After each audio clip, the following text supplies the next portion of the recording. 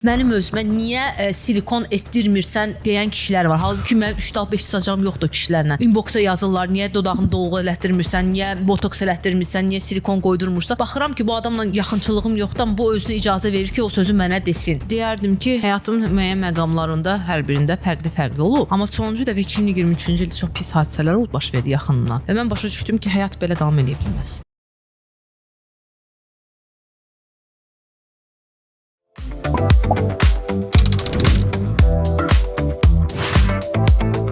Herkese yeni podcast'tan salamlar. Bundan qabaq bir partiya müzəhətimiz oldu. Kasa kameranın rekini basmamışdıq.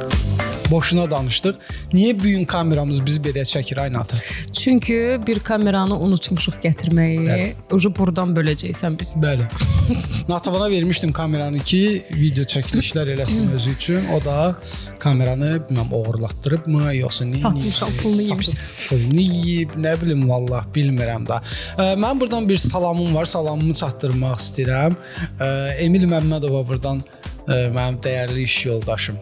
İdmanist, kulturist, dünya çempionu, Can Brat, nə deyim, Brat. Öpürəm səni Emil. Çox sağ ol. Emil bizim daimi izləyicimizdir. Bütün podkastlarımıza yemək yeyə baxır. Aa, nə gözəl. Əgər bir şey yemək yeyə baxırlarsa o dəyərlidir ya. Mən də həmişə bir şeylər izləyirəm. Təşəkkür edirəm Emil, var ol sən. Emil də Emindir. Emilli. Hə, çünki bir yaxda TikTokdan bir dənə Emin yazdı. Dedim o da karate idman növü. Dedim bəlkə üst-üstə. Çox təşəkkür edirəm. Emil izləməyə davam elə. Bu günlərin biz sizə bir sürpriz eləmək istəyirik. Bugün bizim bir Canlı yayın açsam TikTok'ta problem değil. bugün bizim bir qonağımız olacaq.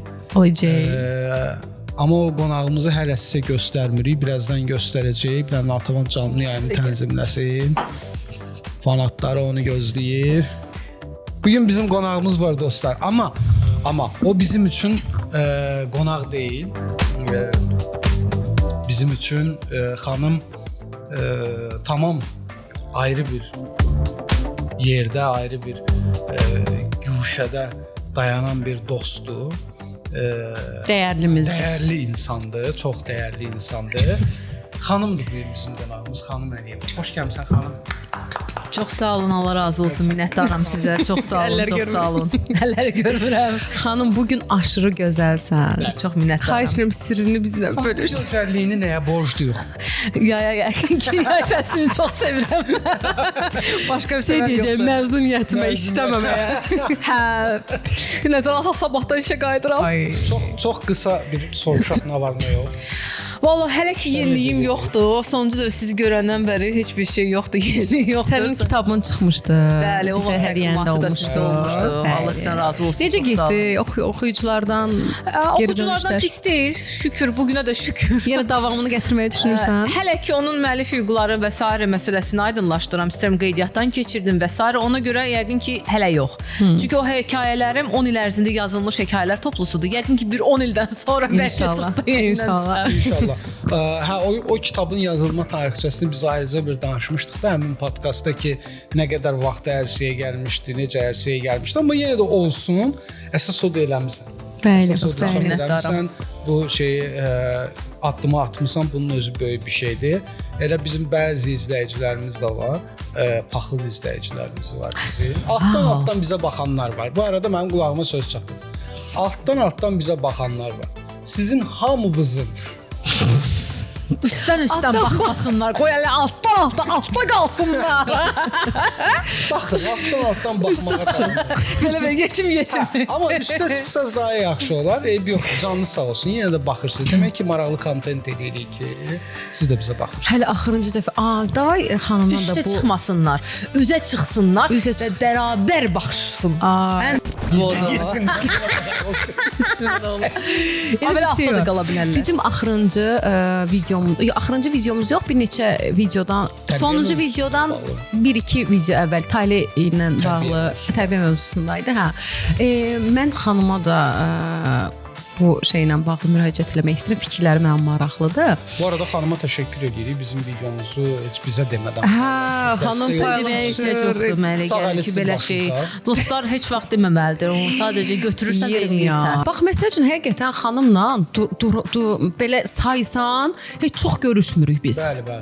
Çox yazışmırıq. İndi məsəl üçün həm üçümüzü deyirəm, həm də genel olaraq heç mən xanımla özüm də belə normaldır. Ümumiyyətlə çox dost saxlamamışam ətrafımda düzünə qalsa. Hamısını belə elekdən eləmişik. Amma ki danışmırıq çox şeylə. Amma bu dostluq başqadır. Görsən, məsəl üçün o danışdığım dostlarımdan mən bəlkə də heç onu görməmişəm. Hətta bəziləri sənə göndəriş eləyir ki, məsəl üçün bunu repost elədi, bunu şeylə qıcıqlanıram elə şeydən. Amma bacardığım qədər yanlarında olmağa çalışıram. Yəni deyirəm ki, yəni bu o yolu seçib də, istəyir ki, mən ona dəstək olum.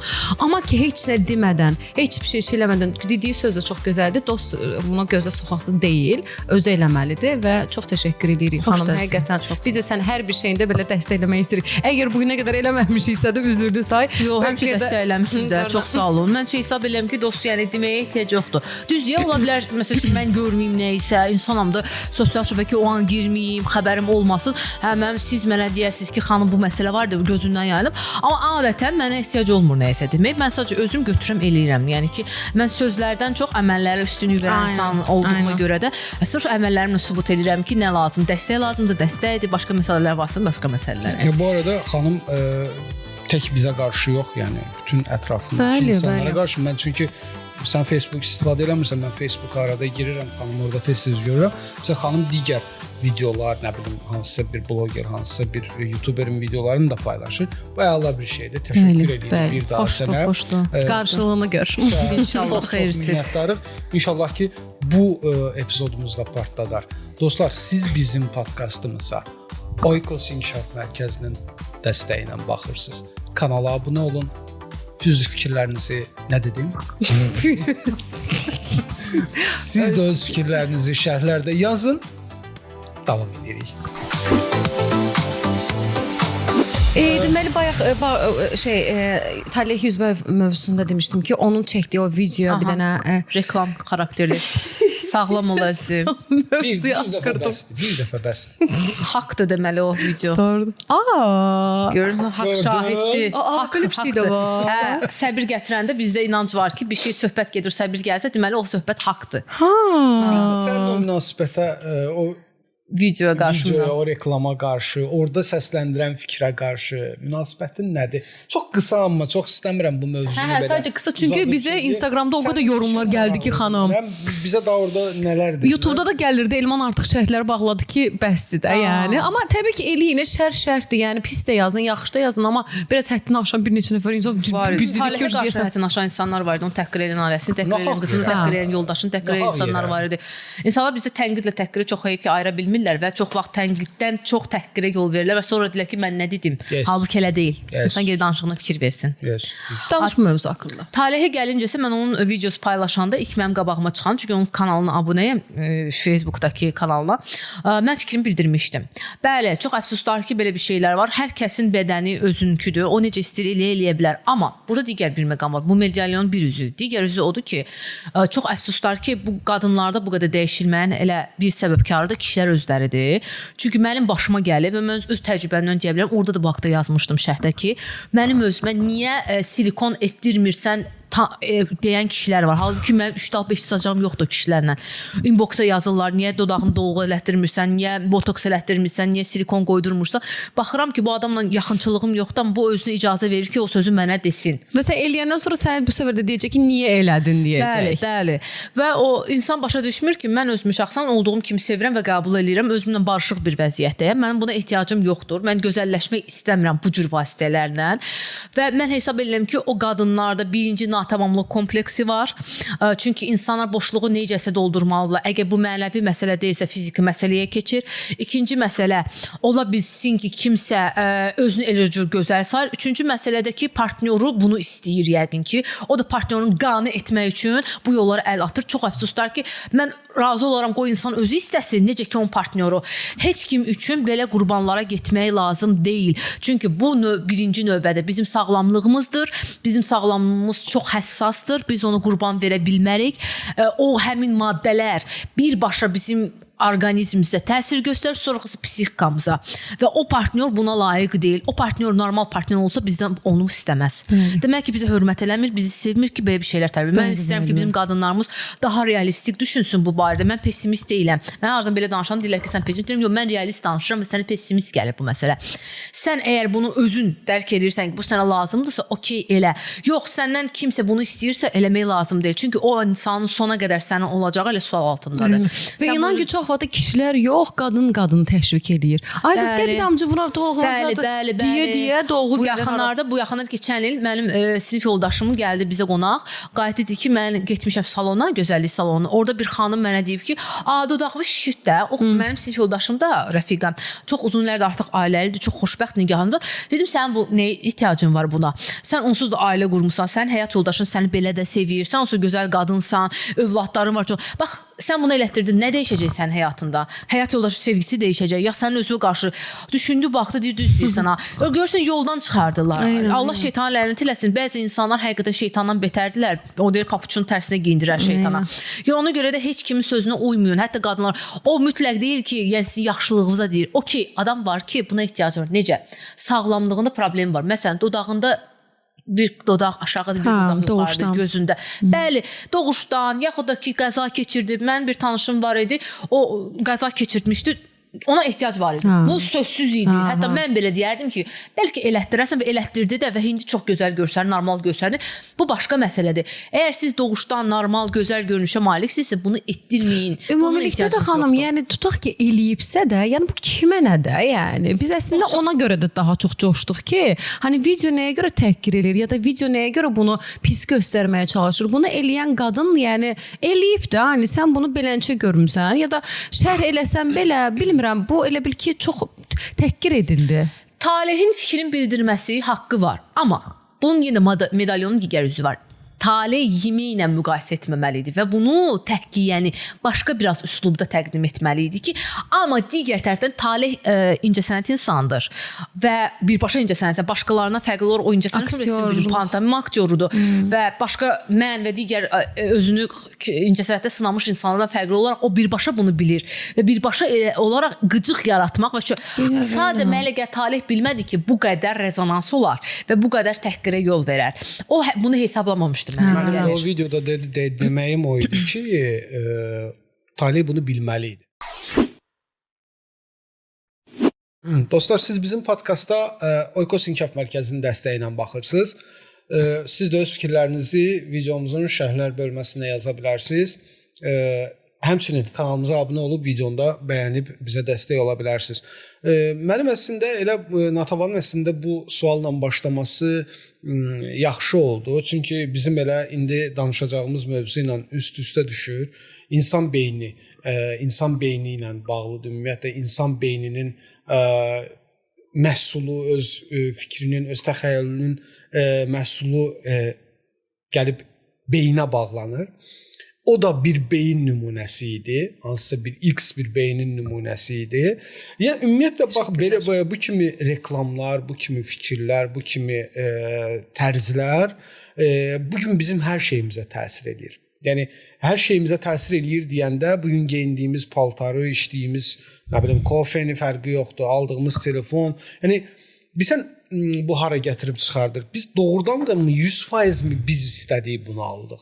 Məsələn, mən atıram, telefonumu yenilədim. Bunu mən özümə görə mi yenilədim?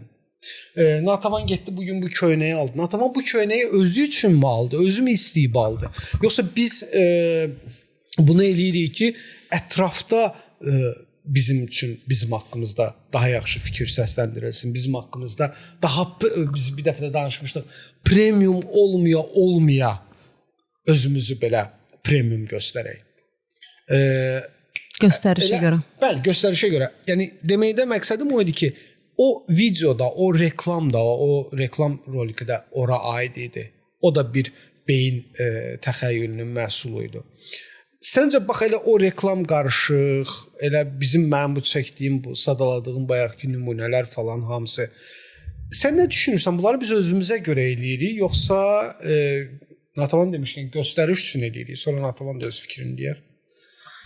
Marketinq elmdir və marketinq insanlara seçim verdiyi halda seçim vermir əslində. Bu dəfələrlə bu haqda da podkastlar, fərqli videolar, zətlər qarşıma çıxıb. Düzdür, marketoloq deyiləm mən, ixtisasca kompüter mühəndisiyəm. Amma mən bir şey deyə dəqiq bilirəm ki, seçim əslində biz elə bilirik ki, seçimimiz var, amma əslində seçimimiz yoxdur. Bizi təklif olandan seçə bilirik. Biz özümüzdən əlavə nə isə ortaya qoya bilmirik. Çox heyif ki. Maksimum nə edə bilərik? Təkliflərdən vaz keçə bilərik və qəbul etməyə bilərik. Bu bizim seçimimiz ola bilər.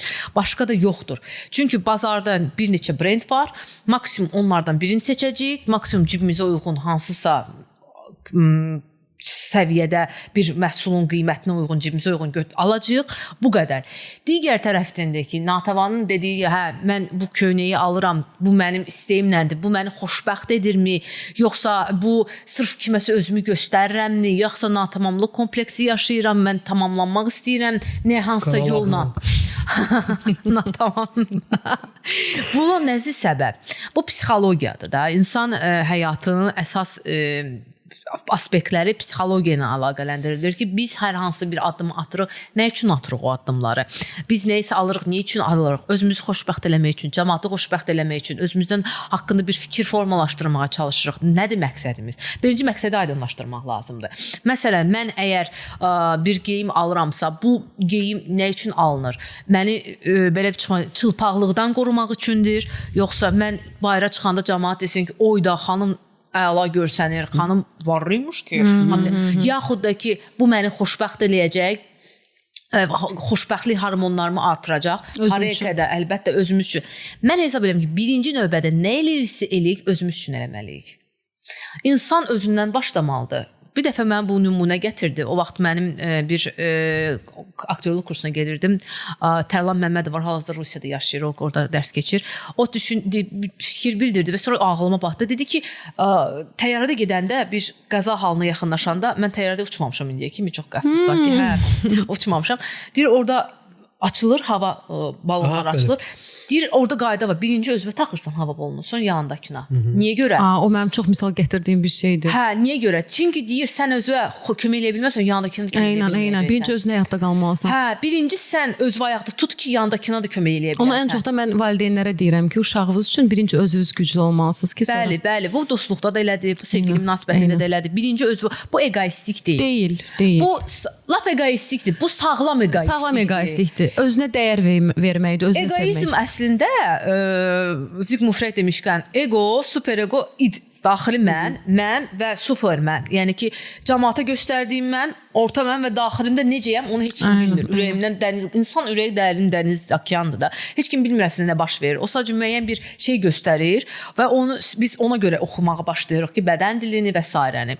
Hə, bu məsələlərdə, bu faktorlar var ki, biz nə isə seçəndə, niyə əsasən seçirik? Niyə bu olmalıdır belə? Mən yenə deyirəm, insan ilk növbədə özü üçün eləməlidir bir şey. Ondan sonra artıq, ailə, cəmiyyət, artıq sonraki aspektlərdir. Sağlam egoizm lazımdır bizim cəmiyyətə.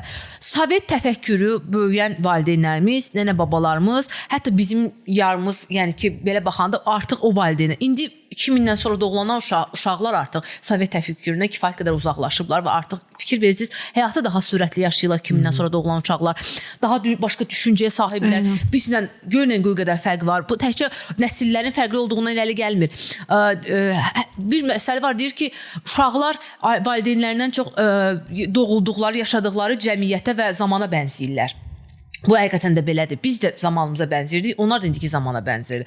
Müasir nə deməkdir? Əsrlə ayaqlaşan deməkdir ərəbcədən tərcümədə. Yəni ki, müasir ona görə ayaqlaşa bilirsənsə, ayaqlaşmalısan da hansısa mənada. Düzdür, sən borcun deyil. Müəyyən şeylər ola bilər ki, sən ayaqlaşmaya bilərsən. Bu sənin seçim haqqın ola bilər. Çünki dəyərlərimiz fərqlidir. Cəmiyyətə baxışımız, həyata baxışımız fərqlidir və bizi individual, mən individualçıyam, yəni fərdçiyəm də.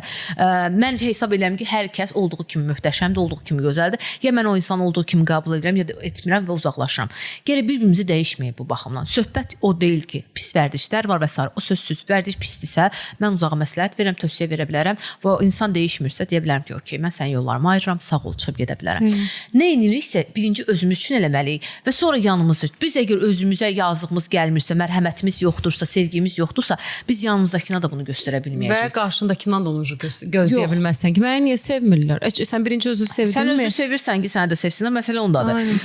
Və o məsələyə görə də əgər marketinq və güclüdür, çox həyif ki, marketinq son zamanlar həyatımızın hər bir aspektini tutub və nə qədər istəməsək də, nə qədər indi desək də, şəxsən nə qədər güclü psixikaya malik olmalısan ki, onun təsiri altına düşməyəsən.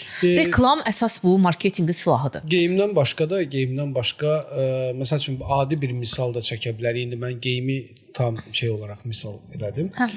Belə bir misal da çəkə bilərik də. Məsələn, bugünkü günümüzdə beynimizin idarə olunması bəzi vərdişlərlə, məcburi vərdişlərlə də bağlıdır. Nədir o məcburi vərdişlər? Məsələn, adi telefon istifadəsi olsun da. Məsələn, oturmusan evdə, yəni gəlsən telefonu götürürsən əlinə. Niyə? Niyə götürürsən? Yəni bu dəqiqə sən kiminləsə danışırsan, yox danışmırsan. Sadəcə oturmursan, boşluq doldurur. Alışqanlıq və oradakı o dopamin əksikliyi, hansını ki, özü onu ilə belə deyək də bərpa edirsən. Sırf budur. Bax, bu da ona aiddir. Bu doğrudurmu? Yəni başdan başlayaq deyək ki, beyin çox tənbəl bir orqandır, çox tənbəldir. Öyrəşdiyi şeydən komfort zonasından qırağa çıxmaq sevmir. Ona görə adətən deyirlər ki, beyni gərək gələcəkdə Allah uzaq etsin, demensiya zad olmasın deyə, Alzheimer demensiyası biz məşq elətdirməyi beyin. Çünki beyinlə olsa heç nə eləməz. Ciddi deyirəm. Çox tənbəldir. Məsələn deyirlər ki, yolda gələndə, məsələn işdən qayıdanda və işə gedəndə fərqli yollar seçin ki, beyin biraz özünü işə salsın və işləməyə başlasın. Bundan başqa, beyin deyirsən dopamin, o öyrəşir buna, deyir ki, rahatdır da, keyf eləyim. Doğrudan beyin çünki bizi alladır. Biz hal-hazırda bunu belə görürüksə, bu beynimiz bizə göstərir. O demək deyil ki, mütləq bu belədir. Bu dərin məsələlərdir və bu məsələn burada çox faktorlar var da. Məsələn, nisbilik qanunu var burada. Hər şey nisbidir. Yəni mütləq deyil ki, bu burada hal-hazırda belədir. Sonra necə deyim sizə?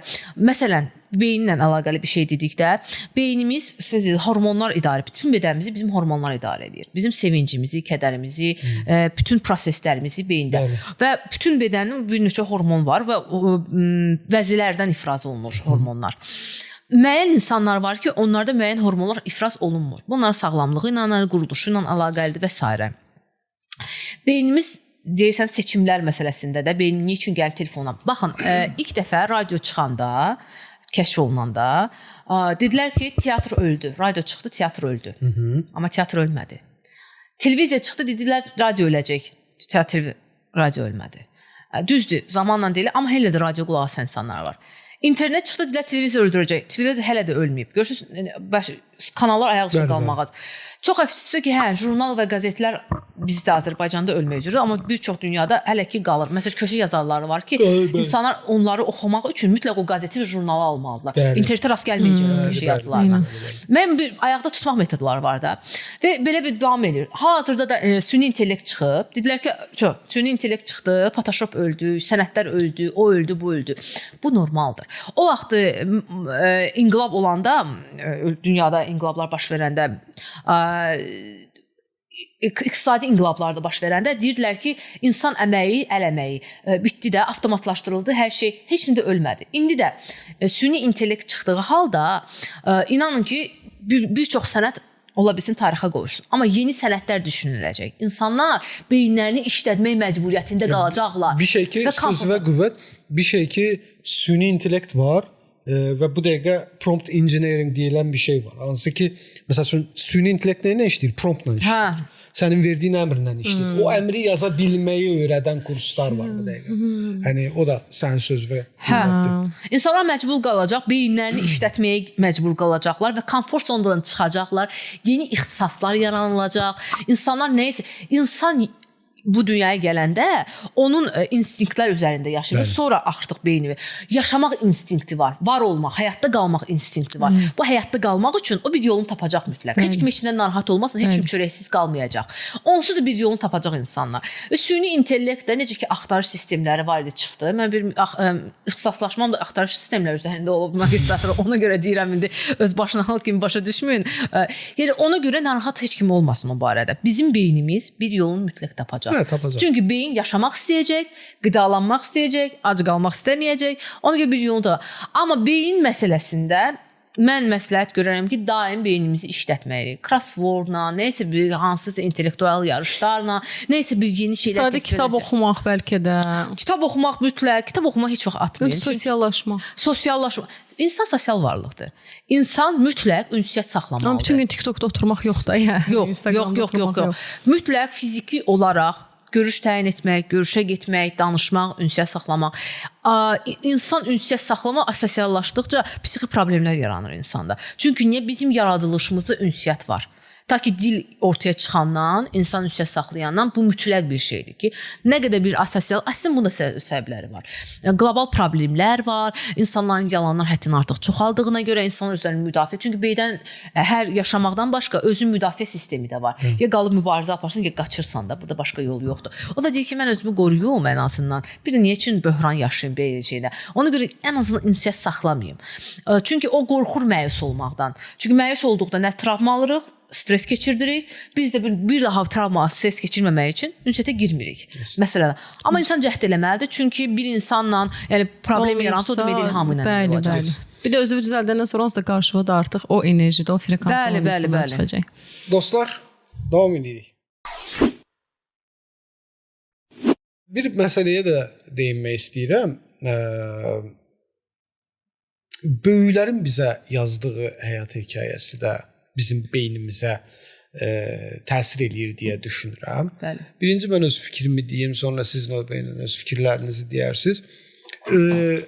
Niyə elə düşünürəm? Çünki düşünürsən. Razıyam. Qısa və konkret düz düşünürsən. Yox, mən razıyam. Hemen nə deyirsə düz. Yox, əgər düz deyir. Yox, həqiqətən elədir. Çox təəssüf ki, bu təbii ki, hər zaman belə olmur da, indi bir məsələ də var. Hər zamana aid deyil, hər kəsə aid deyil. Bunu xüsusi vurğulayıram. Amma çox təəssüf ki, bəzi hallarda, böyük əksər hallarda valideynlərin bizim beynimizə təsiri olur və bizim seçimlərimiz öz seçimlərimiz olmur. Təsir altında seçimlər eləyirik. Daha sonra biz o seçimlərdən peşman oluruq və yaxud da nə bilim olmuruq. Fərqi yoxdur. Biz razıyıq. Fərq eləmir. Oluruq. Senin ben. Mövzu oluruq. Onun da səbəbi var. İndi o mövzuya da bu haqda fikir bildirəcəm. Oluruq, peşman oluruq. Səbəbi var. Əsəbmə toxumda Allah. Gəlib burada deyəlim. Belə uçmur ha. Burada belə. Dinləyicidir də. O da podkast dinləyicisi, izləyicisidir. Olsun da. Milçəkdir, qarışqadır. Nə olacaq ki? Yeni izləyicimiz Elman. Yeni başlamışam izləməyə podkastlarınızı. Çox əla alınır. Davam edin. Çox təşəkkür edirik. Çox təşəkkür edirik. İzləyin. Heç peşman olmayacaqsınız. Paylaşın, yeni izləyicilər gətirin. Bəyənin, şərh yazın. Heç peşman olmayacaqsınız. Niyə deyirəm bunu? Çünki bax, hər kəsin xəyal qurmaq kimi bir qabiliyyəti var. Adətin həri. Mən elə gəlir ki, onu bacarmayan insan yoxdur. Mən düşünmürəm. Yox, müəyyən şeylər var ki, insan beynində xəyal qurmaq funksiyası yoxdur. Beynin onun varmı elə bir şey? Bəli. Fantaziya deyirlər ona. İnsan kitab oxuyanda bir beynimizə canlandırır. O yüzden də canlandıra bilmir. Ona fantaziya deyirlər. İnsanın fantaziyası yoxdur. Onlar nə yuxu görürlər, nə fantaziyasında nəsə canlandıra bilirlər. Elə bir şey var imiş. Bu mövzudan biraz kənara keçəcəm. Mən həmişə kitab oxuyanda ən məyus olduğum şey bilirsiniz nədir? Deməli, kitabı oxuyuram da, hansı kitabdan söhbət gedir, sonra o kitab üçün kino çəkirlər. Hə. Kitabı oxuyuram, beynimdə bir şey canlandırıram. Gəlib kinoda baxıram ki, məsəl üçün Robert Langdon da, Dan Brown'un əsərlərinin qəhrəmanı. Bir dənə bəyəndiyim o olub Robert Langdon. Yəni mən amma kitabı oxuyanda Robert Tom Hanks oynayır da, Tom Hanks oynayır. Mən Robert Langdon'u tamam ayrı bir şey canlandırdım. Tom Hanks'ı sevirəm. Tom Hanks'ı bayılıram. Yəni bir filmdə Tom Hanks varsa, o kinoya baxın. Adam yəni möhtəşəmdir, amma o deyil. Robert Langdon üçün Dan Brown'un məsəl üçün mən təsəvvürümdə etdiyim o qəhrəman o deyil. Tom Hanks deyil. Ay sağ ol, Tom Hanks. Tamam başqa cür adam təsəvvür. Bax bir dənə orada məyus oluram. Bax bu da bizim beynimizə bir cür təsirdən gedir. Mən bayaq nəyə deyirdim? Sözümü nəyə gətirirdim? Yarımçıq qaldı. Biz seçimlərimizi eləyirik və bu seçimə sevinirikmi, üzülürükmü? Bu artıq sonranın işinə çevrilir. Amma nə olmalıdır ki, hansısa bir uşaq, hansısa bir övlad bundan əziyyət çəkməsin. Buna bilmirəm, buna nə dərəcədə manipulyasiya demək olar? Düşünmürəm ki, buna manipulyasiya demək olar. Sadəcə olaraq məcburi bir təsir kimi hesab edirəm mən bunu. Mən əslində manipulyasiyadır da, yəni mən manipulyasiya eləyim, bu da öz istədiyin yox, mənim istədiyim eləsin gibi. Necə eləyək ki, bu manipulyasiyadan uşaqlar əziyyət çəkməsinlər? Mənim övladım yoxdur. Bir övladı olmayan insan kimi danışmaq bəlkə də düzgün deyil, amma mən fikrimi bildirəcəyəm. Çox sağ olun. Mən demək istəyirəm ki, baxın, bizim vaxtımızda valideynlərimiz həddən artıq bizə təsir edirlər. Bunu bizim vaxtımızda bəli, 90-cı uşaqlığı 80-90-cı illərə təsadüf etmiş, hətta 2000-ci illərin əvvəlinə təsadüf etmiş insanların valideynləri özləri arzusuna çatmadığı şeylərdə bizə çatdırmaq istəyirlər ki, öz arzuları bizdə görürlər ki, mənim arzum həyata keçməyim, sən mənim yerimə yetir bunu.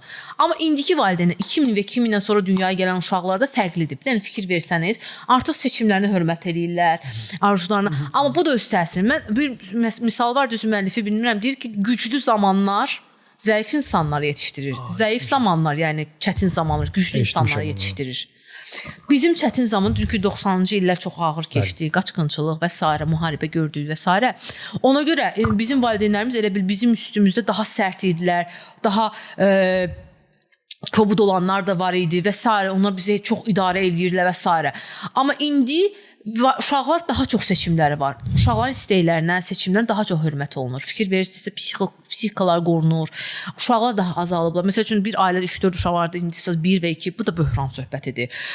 Yetişdirmək söhbəti təkcə maddi məsələ deyil, mənəvi məsələdir. Valideyn özü məsuliyyətini dərk eləyir və deyir ki, mən bunu bir insan kimi yetişdirə biləcəyəmmi? Çünki hər kəs övlad yetişdirir. Şəxsiyyət yetişdirməyi zaman göstərir ki, sən şəxsiyyətmi yetişdirmisən, yoxsa yox. Bunu ancaq zaman göstərəcək. Hər kəs övlad yetişdirə bilir. Bu başqa məsələdir. Yazıb ki, Fərhad bəy deyim, yazıb ki, deyir indiki uşaqlar bəyəm əziyyət görürlər ki, bir dənə bir şey bilirlər, ata kartın şeyini atır, pisiyo, buna yəni pula at. Çox rahatlıq gətirir. Ona görə belə münasibətlər çox çətin bir zamanlara gətirib çıxardacaq və yenidən bilirsiniz, zaman dövrü bir sistemdir və bir ilan öz quyruğunu yeyən ilan yeyib bitirir və yenidən doğur, yeyib bitirir və yenidən doğur. Bu onsuz da keçəcək çətin zamanlara, yenə də çətin zamanlarda güclü insanlar doğulacaq, onlar güclü insanlar bir də tarazlığı da qoruya bilmirlər. Bilsən o vaxt uşaqları çox sıxırdılar, indi isə uşaqları çox rahat buraxıblar. Yəni onun bir orta yolu olmalıdır. Çünki uşaq valideynə görə şəkil alır da. İlk gördüyü projeksiyadan yansıyan ata və ana modelidir ki, hansı ki ondan sonra da həyatıma girən dostlar, sevgili,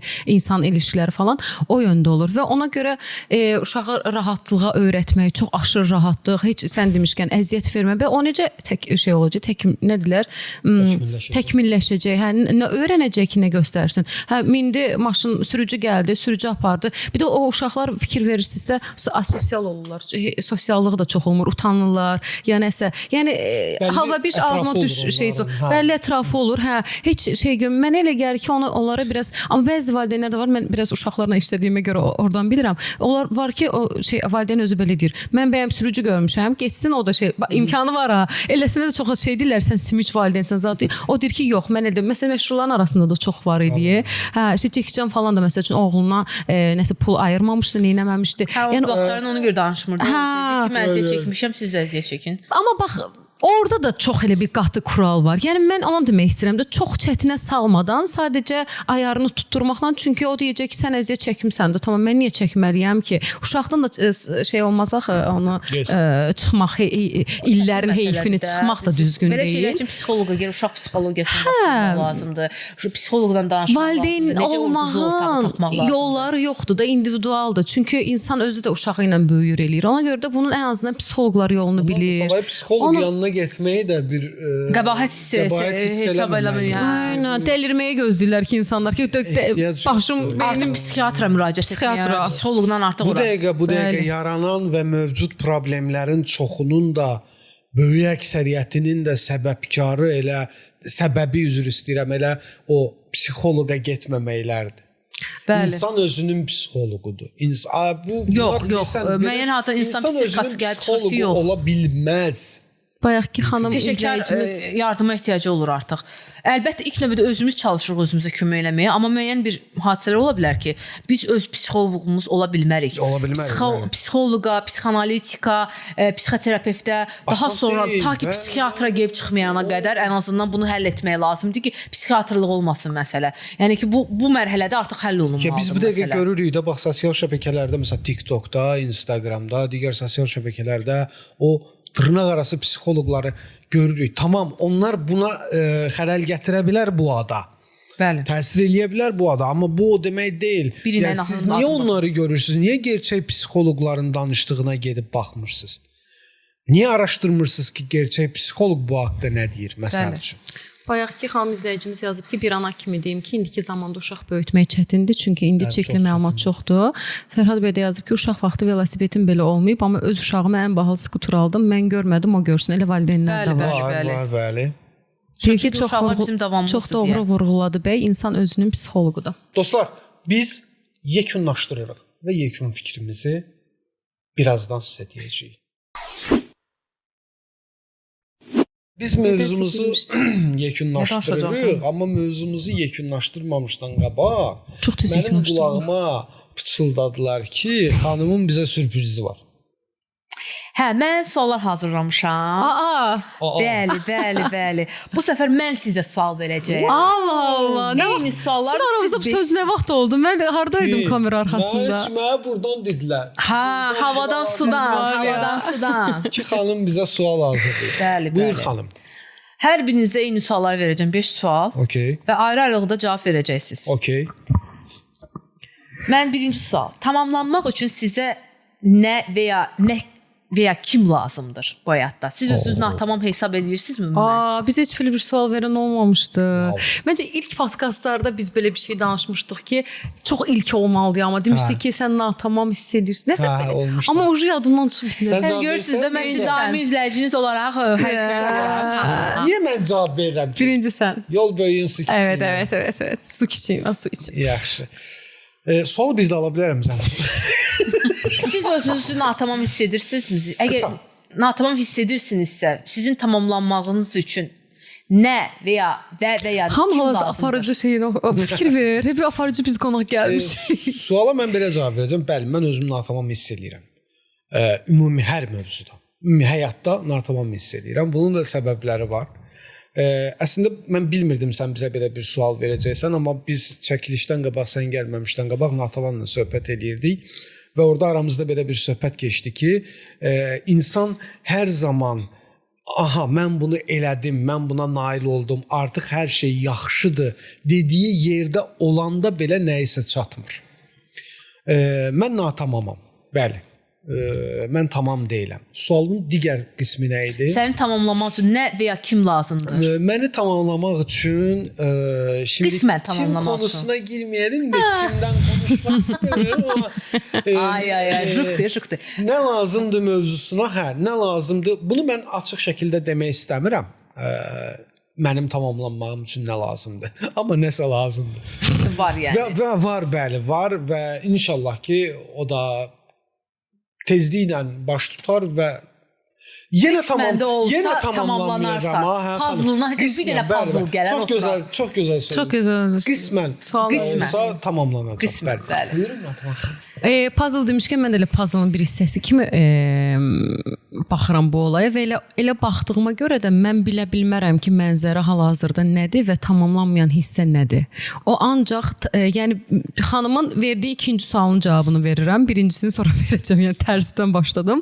Yəni səni tamamlamaq üçün nə lazımdır? Nədir o tamamlanacağın şey? Mən bilmirəm. O ancaq tamamlananda hiss eləyəcəm və o zaman deyə bilərəm. Natamam hissəsinə gələndə də mən spiritualizmə yəni çox önəm verirəm. Birinci suala cavab vermək lazım lazım olanda isə özümü mən spiritualizmə çox önəm verirəm. Mənəvi cəhətdən tamamlanmadığımı hiss edirəm həqiqətən də. Maddiyyat cəhətdən ya da fiziksel olaraq tamamlanmadığımı düşünmürəm. Məsəl üçün insan şükürlər olsun ki, yəni ayaqlarımız, qollarımız, hər bədən üzvümüz yerindədir ki, əsl olan beyindir ki, beyində tamamlanmış hiss edirsənsə, görürsən əngəlli şəxslər, zatlar var ki, onlar çox mutludular. Fiziki məhdudiyyətli insanlar, mən ancaq türkcədə. Onlar belə məsəl üçün özlərini əngəllənmiş hiss eləmirlər və çox pozitivdirlər. Yəni beyində hər şey normaldır. Özümü normal görürəm. Yəni bugün bu varsa, deyirəm okey deyəm, maddi baxımdan ay niyə yoxdur? Elə bir şeyləm yoxdur. Məndə ancaq mənəvi cəhətdən, məsəl üçün bugün niyə xoşbəxt edirəm ya da bugün niyə pis edirəm falan, emosiyalarla bağlı bir şeylər var.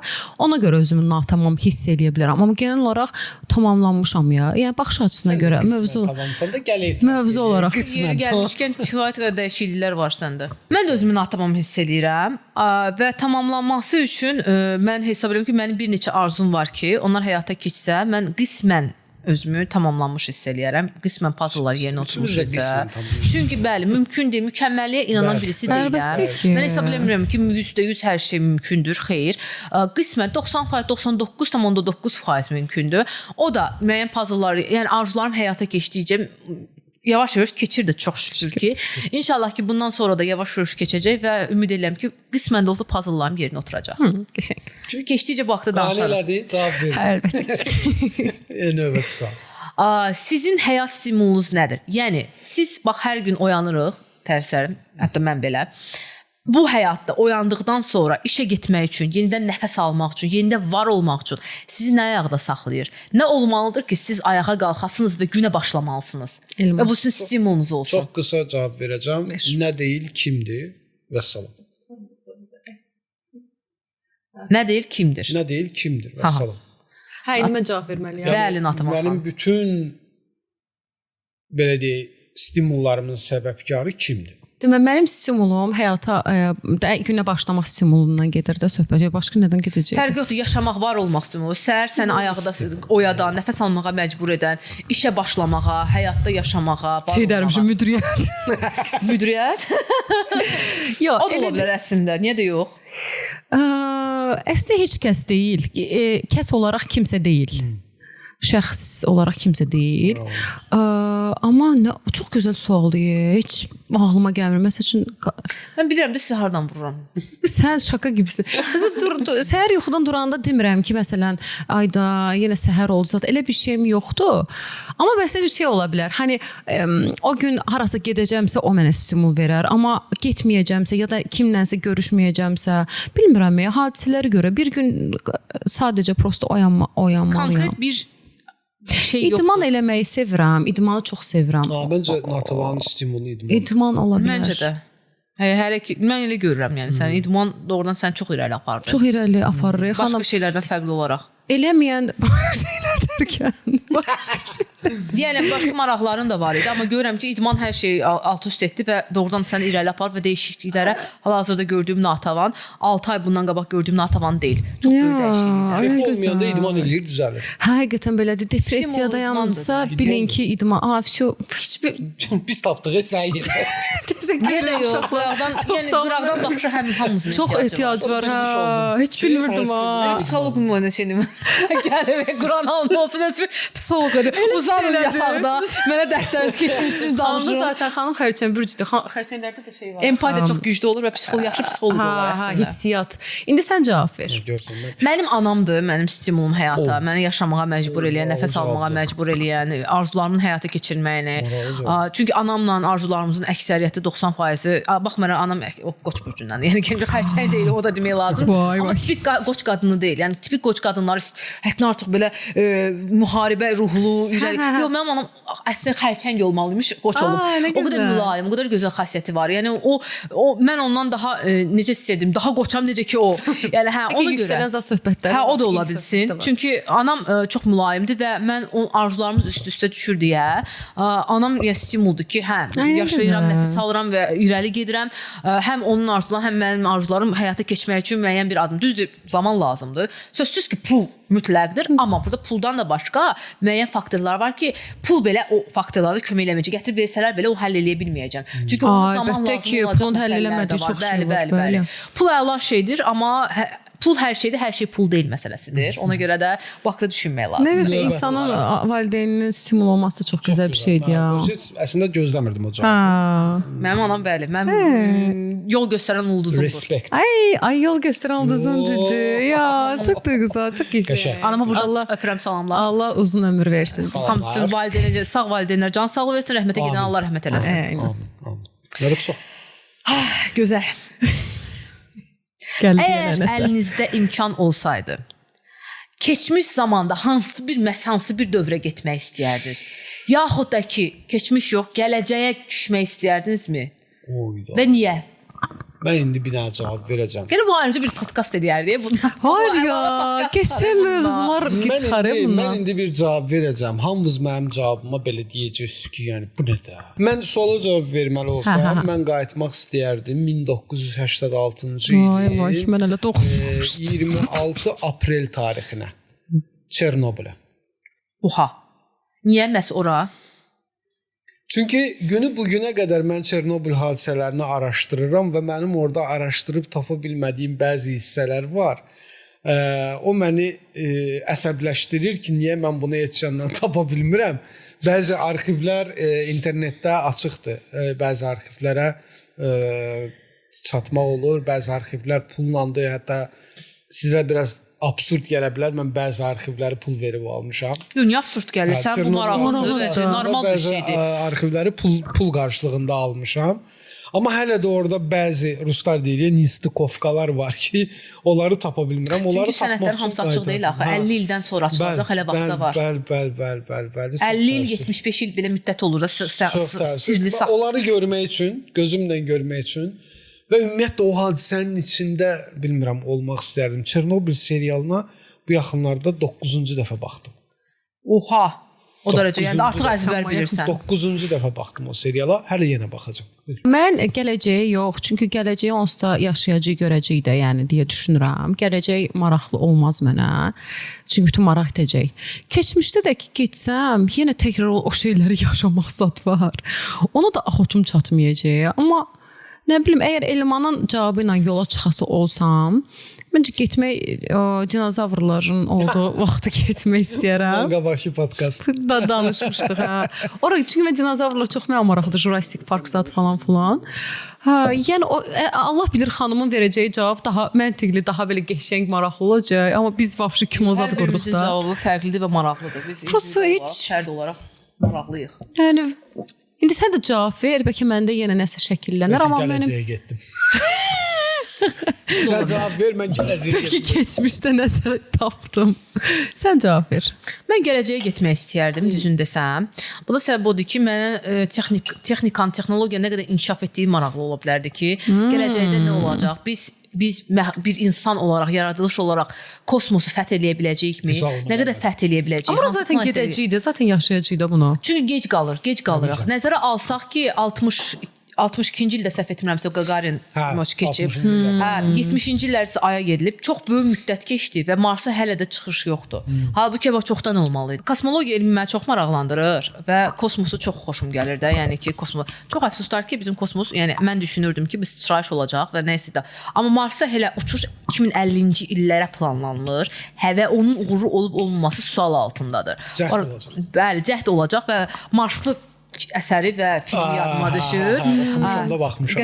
Qəşəngdir və o nə qədər necə baş verəcək? İnsanlar Marsı fəth edə biləcəklərmi? Orada yaşaya biləcəklərmi? Halbuki orada nəzəriyyələr var ki, vaxtilə Marsda həyat olub, su olub, elə bir ideyalar var. Nə qədər təsdiq hələ ki tapmayıb.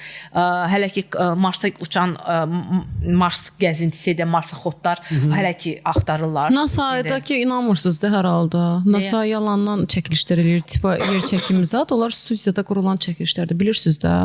Canlı yayın, ümumiyyətlə canlı yayınlar açırlar ki, tipa ayda aydadılar, hal-hazırda şeydədilər də. Yerdən Mən rəsmi görməmişəm NASA-nın ay ilə bağlı iddialarını. Yox, genel olaraq axı deyil, NASA iddia edir ki, aya çıxıb da. Ya da ki, kosmosdadılar da, tutaq ki, yer çəkimi falan var. Canlı da açırlar çox vaxt TikTokda zətdə. Oydu NASA. YouTube'da da olurdu o canlı yayımlar. Amma yəni ki, onlar sadəcə studiya çəkilişlərdi. Yəni onu ifşalayanlar da var. Bu barədə bir fikrim yoxdur. Yəni mən düşünürəm ki, məncə 100% artıq sənin dediyin şeylər olunub. Sadəcə insanlıq buna hazır deyil deyə. Hə. Çünki Elon Musk'ın, yenə Elon Musk'a girin. Bu nəsə, bəlkə mənim adımı çəkir. Elon Musk. Mənim adım kanala abunə ol. Şərh yaz. Aldan bir nə bilim bir 100.000 dollar iyanə elə. Niyə də yox da ya? Niyə də yox? 50.000. Elon Musk bizə telif atır, mənim adımdan istifadə edirlər. Niyə qoydu? 150.000 dollar. 50.000 xanım. Yox, təki eləsinlər. Mən sevinərəm ki, dostlarımda imkan gözəlləşib. Təşəkkürlər. Hə. Sual yoxsa? Qoy olur danışım sözümü Sən cəmləşdirim. keçmiş dedin, gələcəyə gəldin. Xeyr, demək istirdim ki, Elon Musk'ın da zaten deməyi ki, biz xaricəyik amma Elon Musk'ın da deməyi ki, Marsda yaşam olacaq ya da başqa planetlərdə evlər falan alınacaq. Yerdə torpaq satılanlar da var axı. Demək ki, hardasa artıq o planetə çıxış olub, hardasa artıq münbit deyirlər, şərait qurulub. Sadəcə yenə də deyirəm, insanlığa xəbər edilməyib. Ya maraqlıdır yəni, ora getmək olar. Növbəti sualımız. Son sualdı yoxsa? Yox, 5 sual deməmişdim. Ay zordur. Sən tələsirsən. Sizin həyatınızı əvvəl və sonra bölən hansı hadisə olub ki, siz deyə bilərsiniz ki, bu hadisə mənim həyatımı əvvəl və sonraya böldü və daha həyatım heç vaxt əvvəl kimi olmadı. Hadisə yoxsa səbəb? Hadisə də ola bilər. Səbəb nə oldu ki, fərqi yoxdur. Sizin həyatınızı əvvəl və sonraya böldü. Və siz başa düşdünüz ki, yox, bundan sonra daha heç vaxt əvvəl kimi olmayacaq. Yenidən sıfırdan başlamalıyım yaşamağa, yaxud da başqa cür yaşamaya başlamalıyam. Hadi Elman. Məndə hadisə olmayıb da, sadəcə olaraq səbəbkar olub. Ki, mənim həyatımı əvvəl və sonraya bölüb. Ona çox təşəkkür edirəm. Və mənim bugünkü bütün uğurlarımı o adama borcluyam. Hətta. Bəli, bundan sonraki uğurlarımı da ona borcluyam. Bu qədər mən. Onu gördülər ki, hər bir insan bir təcrübədir. Yəni mən bu pis və yaxşı. Yəni amma heç bir hadisə mənim həyatımı bu günə qədər əvvəl və sonraya bölməyib. İnsan bölüb. İnsan bölüb. Çox gözəl. Çünki yaxşı ki də bölüb. Faktor olur. İnsan faktoru, hadisə faktoru, amma olub. Bəli, yaxşı ki də olub. Elmanda insandır, məndə insanlar deyə bilərəm və hadisələr deyə bilərəm. Bir deyil, bir neçə nəfər. Məsəl üçün dost tərəfdən sınandığım olub, ailə tərəfdən sınandığım olub, iş yerində falan sınandığım ya bilsən hər hadisədə elə bil ki, indi deyirəm, əslində biz podkastlardan əvvəl danışdığımız bir şey var idi. Onda xanım yox idi. Elə onda dedik ki, elə reaktorla bağlı şeyi çəkilişdə. Biz bundan əvvəlki Elmanla olan çəkiliş söhbətlərimizi eləyəndə cəhdlərimizdə deyirdik ki, kəşkəni belə bəzi insanlar var ki, onlar heç həyatımızda olmasaydı ya da nəsə. Sonra da Elman dedi ki, onlar elə biz yapan şeylərdir. Bizi öyrədən, bizi böyüdən. Elə xanımın sualda tam üstünə bastı. Yəni yaxşı ki də olub, təbii ki. Düzdür, insan harcanır, insan təbii ki əvvəl kimi olmur, amma zaten əvvəl kimi də olmamalıdır. Bu yerdə həvəsin ölür, içindəki ümidlər ölə bilər, xəyallar ölə bilər, amma bərpa olunursan və yeni bir sən gəlirsən. Xanımın dediyi kimi sıfırdan mı başlamaq, yoxsa artıq bu səfər başqa cür mü başlamaq? Mən şəxsən seçdiyim şey sıfırdan başlamaq yox, artıq bu səfər oyunları kəndi kuralıma görə oynamağı seçib. Çünki görürsən ki, eyni hadisələr, eyni şeylər çəkirsən, bataqlıqda batdığın müddət sıfırdan başlamaq nə gətirəcək ki? Yenə də eyni səhvlər eləyirsən. Ondan sonra özünü sıfırla. Ondan sonra bu səfər dəyişmiş şəkildə bir də bunu yoxla yəni. Deyib yola çıxdığım şeylər olub. Yəni yaşadığımız hər bir şey bizə bir təcrübə idi, bir öyrətmə metodu idi. Yenə də deyirəm, gerek var mıydı bu kadar şeyə? Bəncə yoxdur, amma demək ki, mənim həmişə çəkdiyim misal var. İnsan özü oyanmayanda buna Tanrının müdaxiləsi olur və o da çox sərt olur. Bəziləri iflasla, bəziləri sağlığı ilə, bəziləri böyük itkilərlə olğunlaşma yolunda irəliləyirlər. Nə mutlu. Çünki bəzi insanlar var ki, hələ də aşağı səviyyədə yaşayırlar. Hələ də telefon olsun, av olsun, ay gedim gəz. Bu deyil və sana nəsə desən də oyanmayacaq. Çünki o səviyyədədir. Amma sənin artıq səviyyən başqadır. Sən artıq çox maddeci deyilsən, çox belə deyim də acgöz deyilsən. Sənin artıq həyatdakı maraqların daha başqadır. Özünü təkmilləşdirmək yolunda, öz beynini inkişaf elətdirmək, özünə yatırımlar eləmək yolundadır. Buna görə də belə, yəni sualımın cavabı buydu. İndi xanım cavab verir. Mən deyərdim ki, həyatımın müəyyən məqamlarında hər birində fərqli olub. Amma sonuncu dəfə 2023-cü ildə çox bir pis hadisələr baş verdi yaxınına. Və mən başa düşdüm ki, həyat belə davam edə bilməz. Mən mütləq həyatı öz əllərimə almalıyam və mən dəyişdirməliyəm və artıq 2023-cü ildən bu yana mən çox şey dəyişdirmişəm və onu artıq dəyişdirmə yolunda addımlayıram. İnşallah ki, belə də davam eləyər və həyatımın aspektlərində çox fərqli dəyişimlərə yol açan hadisələr gəlib və ümid edirəm ki, belə də davam eləyəcək. Kaş o hadisə elə olmazdı, amma olması da okeydir ki, demək ki, lazım imiş. Demək ki, belə olmalıymış ki, olub.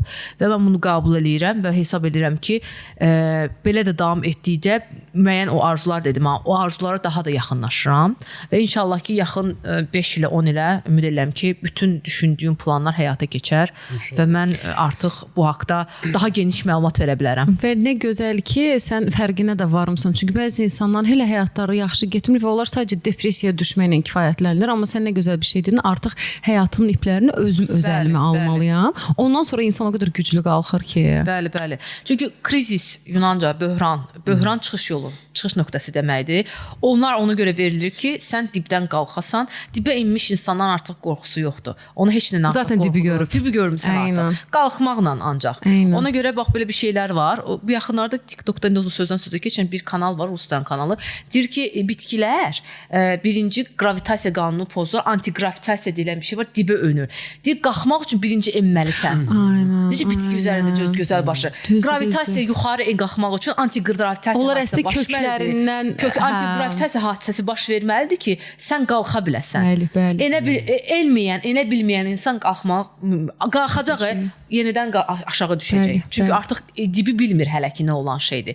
Bilməlisən ki, yuxarıda nə olduğunu biləsən. Aynen. Çox gözəl misal idi bu. Və axırıncı sualımız. Hadi bakalım. Canımız məndən qurtarır. Biz əksinə, kaş ki sən o birisi verilişimizdə.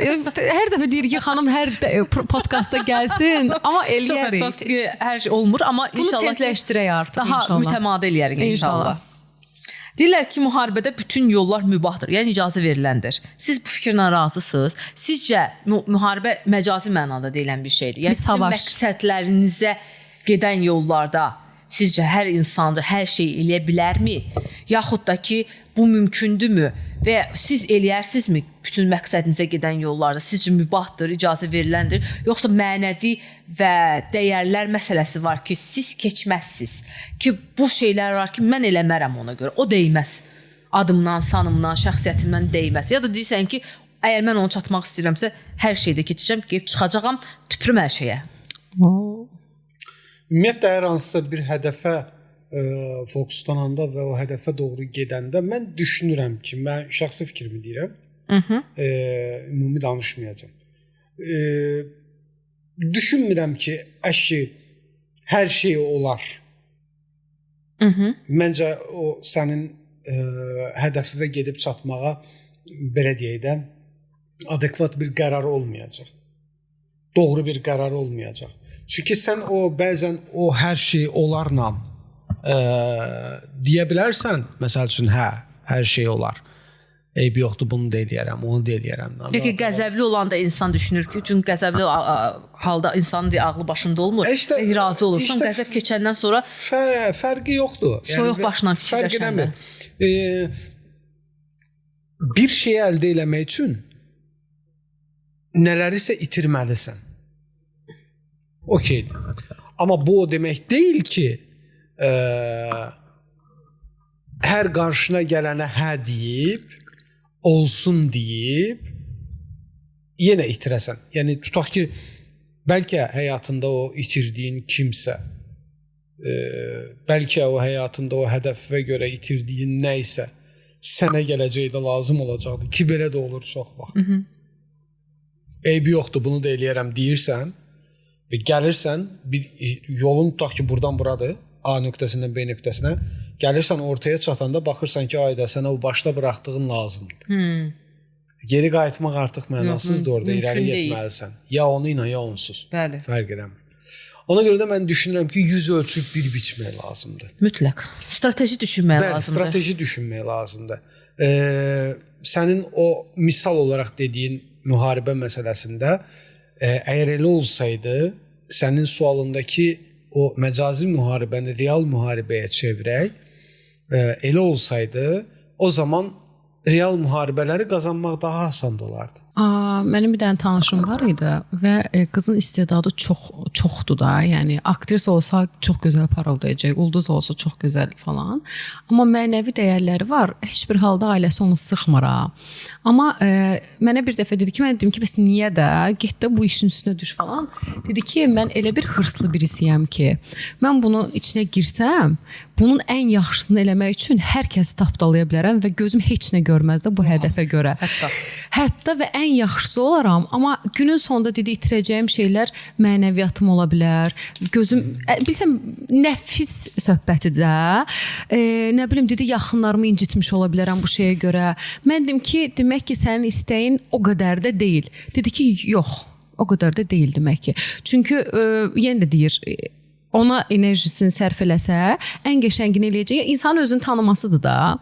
İndi bu nöqteyi nəzərdən girsək, mən də beləyəm məsəl üçün. Mənim də gözüm heç bir şey görməz. Çünki hədəfimə fokuslanmışam da. Deyirəm ki, bunu mən istəyirəm. Bunu mən istəyirəm. Yəni bu olmalıdır. Fisyo. Sual elə bir sualdır ki, olaylara görə şəkil alır ya da ki, gərək olayın içində olasan ki, o anki. Çünki indi mən deyərəm ki, burada ağlı danışaram. Sonra elə bir şey olar ki, onu çox istədiyimə görə gözüm heç bir şey görməz. Amma bir düşün də, yəni gözün sən çox istədiyin bir şey var da həyatda. O şeyə görə hər şeydən keçməzsən. Bir də sualı bu şəkildə verim. Gözün heç bir şey görməz. Görməz. Keçərəm. Amma burada məsələ başqadır axı. Burada başqa söhbət gedir. O ümumiyyətlə dedi. Yəni xanıma verdiyi sualda ümumidir də. Mən burada məntiqin keçmədiyi bir şey. Özünün özünə sözünü keçirtmədiyin bir şey. O qədər çox istəyirsən ki. Hədəf yönümü danışdın, amma məsəl üçün çox istəyirsən, fərqi yoxdur. Yox, onda şəkki şübhəsiz. Gördün? Əsl üzü çıxdı ortaya. Bayaq necə ağıllı danış. Yox, müəyyən ola bilsin, ən belə pik nöqtələr ola bilər ki, Elman o həddə çatsa əgər eləyər. Bax, bilirsən, belə bir məsələ də var. Yəni bunu hər adama qarşı da eləmərəm. Yəni o adam elə bir adam olmalıdır ki, mən onu canımdan çox sevirəm. Adam da deyil olay. Olay adam da deyil. Hadisə. Yox, mən ona görə dedim də, situasiyaya görə dəyişir də, olaya görə dəyişir, şəkil alır. Məsəl üçün bir insanı çox istəyirsən, buna görə gözün heç bir şey görməz. Ya da ki, bu işimi çox istəyirəm, mən bu işdə hər kəsi, bütün rəqiblərimi, başa düşün, olaya görə şəkil alan bir şeydir və məncə istəyin güclüdürsə, o insanın özünə asılı deyil xanım. Gözü həqiqətən də heç nə görmür. Özü deməyəcək ya, mən oturum gözümə heç nəyi görməzsəm, bu yolda hər kəsi vurum, kəsim. Yox. O qədər çox istəyəcək ki, bax kim ki məsəl üçün görsən tənbəllik eləyir ya da ki, hələ də aşağı həyat səviyyəsi. Aşağı həyat səviyyəsində deyim, səviyyəsizlik mənasında deyil ha. Yəni ki, bugün aldığı ona yetir. Yəni üst vəzifələrdə deyil ya da ki, hani nə bilim, imkanı çox deyil ya da ki, imkanı zadı qoyaq. Hələ beyin olaraq da olgunlaşmayıb, eləməyib. Bu o deməkdir ki, bir şeyləri o qədər də istəmir. Həqiqətən, bax, əyri oturub düz danışaq. Çox istəmədiyinə görə olanla yetinir də. Deyir ki, məsəl üçün, ayda, o 1 litrlik sirabım olsaydı deyir. Ona bu 0.5 gəlir, deyir ki, eyb yoxdur, mən bunu da içərəm. Amma mən deyirəm ki, yox, mən bunu istəmirəm. Mən 1 litrə görə hər şey eləyəcəm. Çünki mən 1 litr istəyirəm. Hər adam ambisiyalı deyil. Bu məsələdə. Güclü deyil. İnsanlar var. Məsəl üçün, sevgisi uğruna neçə nəfər belə deyim də, daşlar delib Fərhad Şirin. Dağları dəlir. Yəni, çünki istək önəmlidir. Başa düşdün? O şirin var ha, Fərhadın şirini var ha. O bir hadisə də ola bilər. O bir sevgi də ola bilər. O bir fərqi yoxdur. Sənin o şirini nə qədər çox istəməyin və nə qədər Fərhad narahat ola bilməyin önəmlidir. Heç bu şeydən keçəcəyimi mən də bilmirdim və mən deyirəm, mən özümdən asılı deyil. Mən bir şeyləri istəyəndə ya da o şey söhbəti var, Lori dinləyirsə, beynim çönəndə özüm belə özümə hakim ola bilmirəm. Mən hesab edirəm ki, yox, mən keçə bilmərəm. Müəyyən şeylər var ki, mən bu həyatda çətinliklər əldə etmişəm və müəyyən dəyərlər var ki, mən 16 üstə. Ona görə yox ki, cəmiyyət mənə nə deyər. Maraqlı deyil cəmiyyət mənə nə deyər. Ona görə ki, mən özümə nə deyərəm. Mən özümdən vaz keçə bilmərəm. Məni mən eləyən müəyyən bir dəyərlərimdir, müəyyən bir xasiyyətim, şəxsiyyətimdir və hər hansı bir şeyə görə mən şəxsiyyətimdən, mənəviyyatımdan vaz keçə bilmərəm. Çünki mən 37 yaşıma qədər müəyyən bir hadisələr, müəyyən bir mövzuları gəlib çıxmaq üçün əziyyət çəkmişəm və onu sırf bəlkə ola bilər ki, gələcəkdə nə vaxt elə bir hadisə olar ki, sən demiş, beynim çönər, gözüm qaralar, deyirəm ki, tüpürüm hər şeyə, gedirəm, eləyirəm, bitdi. İnşallah ki, elə şey olmaz həyatımızda. İnşallah ki, hər şey normal, sən demişkən, taktika ilə, strateji olaraq düşünüb planlaşdırılmış şəkildə gedib çıxarıq o şeylərə. Belə daha yaxşıdır, belə daha ağıllı düşüncəlidir. Amma çox heyf ki, həyatda hər şey planlaşdırılan kimi olmur.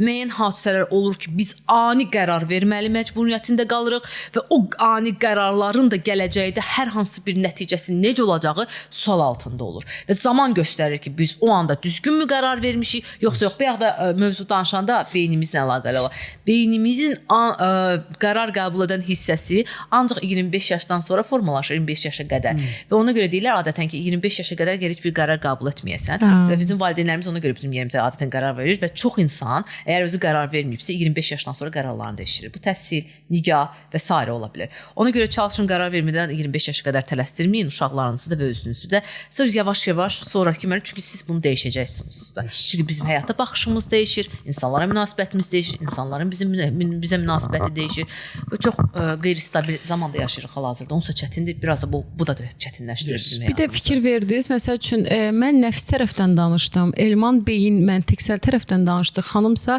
hisslər tərəfdən, ruhsal tərəfdən danışdı. Niyə? Mən məsəl üçün istək egodur da. İstək egodur.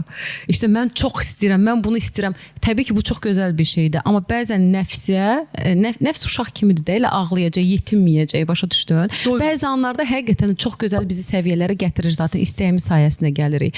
Amma orada itirəcəyimiz ya da qazanacağımız şeyləri artıq ruhani, mənəviyyat tərəfimiz. Xanımın da dediyi kimi, mən heç bir halda mənəviyyatımı qoyub egoma təslim olmayacağam. Çox gözəl bir baxış açısı idi. Mən iddən sus etdim, sən egodan, Elman süper tüklərim biz oldu yəni. Çox həqiqətən və bu istəmədən oldu. Elman da buna məntiqsel baxımdan, hani buranı da şeyləyim, buranı da şeyləyim və olaylar aşırı iyiydi ya. Planlaşdırsaq belə olmaz. Bu da o deməkdir ki, enerjilər çox gözəl işləyir. Bu artıq insanın emosiyalarını görürsünüz necə idarə etmək. Prosta biz fərqinə vara bilmirik də. Mənim həmişəki saqqız elədiyim söz fərqinə varmaq, farkındalıq, evet. Xanım, gözəl sualların üçün biz normalda həmişə Elmanla danışanda özümüzün qapıları açırıq beynimizdə. Bugün sən gəldin, həm o qapını açdın, içəri özün qonaq kimi qəbul, amma qonaq da demirik, biz artıq ev sahibələrimizdən biridir. Eyni zamanda da bizdə də belə qapılar açdın. Düşündükcə həqiqətən də biz özümüzdə də bir kənardan növbəti podkastlarda mövzu mənə gəlir ki, çıxdı burada. Bayağı çıxdı. Elə xanım düz deyir ki, heç mövzu işləməsəydi olardı. Bu şeylərdən də girə bilərdik. Çox gözəl oldu. Çox təşəkkür edirik sənə. 1 saat 33 dəqiqədir danışırıq. Mənim ən böyük uzun podkastlardan. Mən amma o qədər qısa gəldi ki. Yəni orada kəsiləndən sonra. Çox ki, çox maraqlı oldu. Xanım, sənə təşəkkür edirik. Bu istirahət günündə vaxt ayırdın, gəldin. Sizə qurbandır. Və tez yaxın bir zamanda xanımın adı günü idi. Təkrar iyi ki doğdun. Sənin kimi gözəl ruhlar həmişə olsun. Olsan, var olasın. Cidden, yəni içində biraz kin olmazmı insanın? Olmasın. Çünki onun mənəviyyatı güclüdür ona görə. Həyatda nə arzun var? Çox gözəl olsun. Sən xeyirli olan bütün arzularına. Bunu deyəsən bir dəfə də demişdik biz sənə, yenə təkrar edirəm. Sənin o ürəyində olan o arzun var, ya arzuların var. Onlara çatanda əmin ol ki, sənin qədər sevinəcək 2 dəfə. 100%, 100%. Bax, inşallah sizin də arzularınız həyata keçsin. inşallah. Biz növbəti podkastlarda müzakirə eləyək. Bu arzular haqqında Tez-tez görək artıq səni. Bəli, bu Tez-tez haqqında görək. danışaq, necə çatdığımızı, bu arzulara necə Ay, inşallah. Evet. bu arzular bizə necə bir Arzular necə çatdıq?